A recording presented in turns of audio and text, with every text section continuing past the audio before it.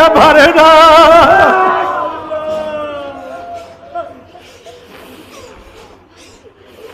মাওলা যাকে কবুল করে সে মাওলাকে সিজদা না দিয়া পারে না।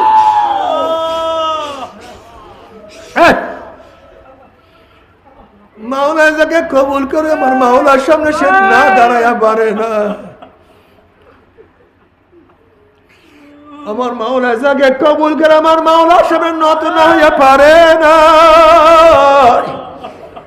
আমার মাওলার ইবাদত না করিয়া পারে না। আল্লাহ বাবা তো হাজী সাহেব রহমাতুল্লাহ আলাইহির ঘটনা, আমাদের শায়েখ মুর্শিদ নওয়ারাল্লাহু মারকাদার কত ঘটনা বলবো। আব্বাজান রহমাতুল্লাহ আলাইহির চোখে চোখ পড়ার পরেও কত মানুষ আল্লাহ পাক হেদায়েতের মালা পরায়।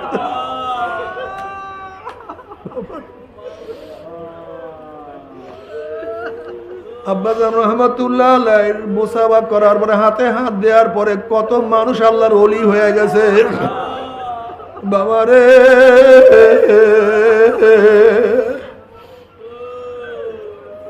এই জন্যই মুসলমানদেরকে বলবো, মোমেন বাবারা আল্লাহ ওয়ালাদের সাথে থাকিও, হালকা জিকিরে যাইও। হালকা জিকির বন্ধ হয়ে গেছে, মাসিক ইস্তেমায় মুজাহিদরা থাকে না।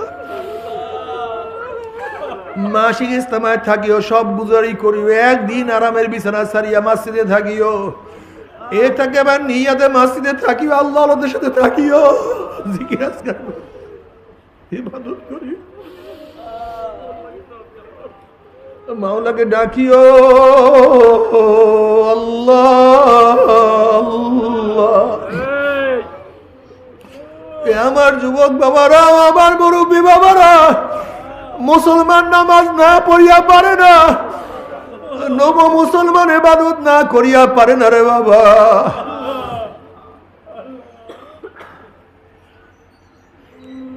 ও আমার যুবক বাবারা, কেন নামাজ পড়বা না? ও আমার মুরব্বী বাবারা, কেন নামাজ পড়বা না? কেন ইবাদত করবা না? কেন আমার মাওলাকে ডাকবা না? কেন আমার মাওলার পথে চলবা না? বাবা তুমি কেন খেয়াল করো না? আজকে বাংলাদেশ সরকারের কিছুই আমরা ভোগ করি না, বরং বাংলাদেশ সরকার আমাদের খাজনা ট্যাক্স ভ্যাটের পয়সা নিয়ে কত আনন্দ ফুর্তি করে। এরপরও সরকারের হাজার হুকুম আমরা পালন করি, কোন একটা হুকুম অমান্য করলে সরকার তোমার বিরুদ্ধে আমার বিরুদ্ধে একটা কেস দিয়া দেয়।